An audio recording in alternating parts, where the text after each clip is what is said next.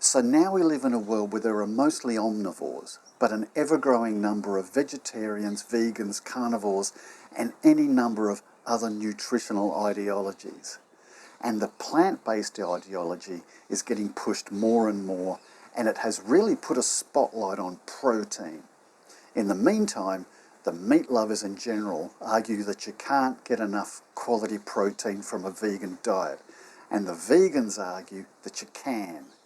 And I kind of agree with the vegans, except that they are completely wrong in one very important context, and the one that is very important to me personally.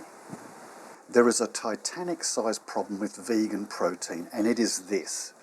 Older people will not, and I will contest, cannot eat enough of the appropriate plant protein combinations, like rice and lentils, for example, required for healthy aging. This means enough quality protein to maintain the volume of muscle mass required to safeguard against frailty and falls, sarcopenia, and anabolic resistance.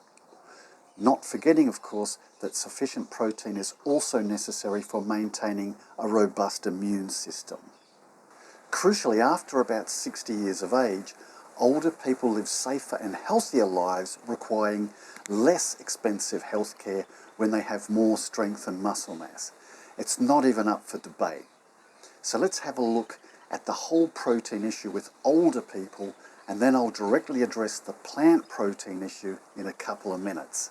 And I'll put chapter timestamps at the bottom if you'd rather skip straight to that rant.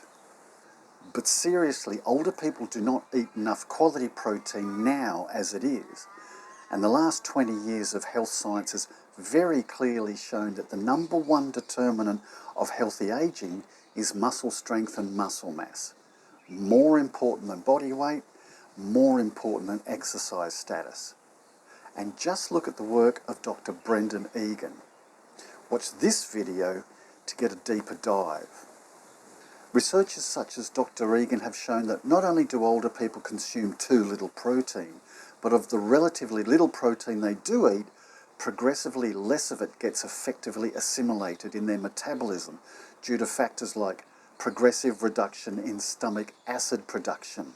In fact, Dr. Egan argues that older adults need to consume 50% more than the recommended daily amount of protein in order to achieve the same muscle synthesis as a younger person, when in fact older people are actually consuming 20% less than the recommended daily amount. This 2021 cross-sectional study published in the British Journal of Nutrition clearly showed that 54% of study participants were consuming below the standard protein intake recommendation. That'd be the current British standard of 1.0 grams of protein per kilo of body weight. That's the 1.0 grams that is now widely considered to be way too low. So therefore in this study, way more than 54% of study participants would have been intaking less than the 1.2 to 1.5 grams of protein per kilogram of body weight that is now considered adequate. In fact, in another British publication from the British Geriatric Society, they've shown that in the study population of people aged over 65 years of age, 82.1% of participants were getting less than the currently advocated 1.2 grams per kilo of body weight of protein per day.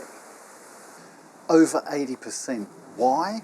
Obviously because older people are eating bread and cereal for breakfast and crappy bread buns with turd burgers for lunch, which has a very low quality protein. Jeez, it's such rubbish, it drives me nuts. They're behind right from the start. And yes, this paper did point out that those within the participant group who ate less protein were less well, less healthy. Bottom line is, older people tend to get in a habit of eating progressively less protein, and many of them believe the plant-based viewpoint and end up eating the rubbish I've already described. You know, sometimes I listen to Professor Chris Gardner talk about the adequacy of plant-based protein combinations, and he states strongly that they supply plenty of protein. When asked to comment specifically whether this is true of older people, he says, "I wouldn't know about that. It's not my particular field of study." He's probably the most accomplished and respected nutrition researcher alive, and he says he has no idea. To be frank, I think that's disingenuous. Okay, let's talk about plant-based protein sources for older adults. Older adults will simply not eat enough of the appropriate plant protein combinations in order to get enough quality, complete protein. Older people eat less and less as the years go by, and their portions get smaller and smaller. Ask anyone who works with the elderly.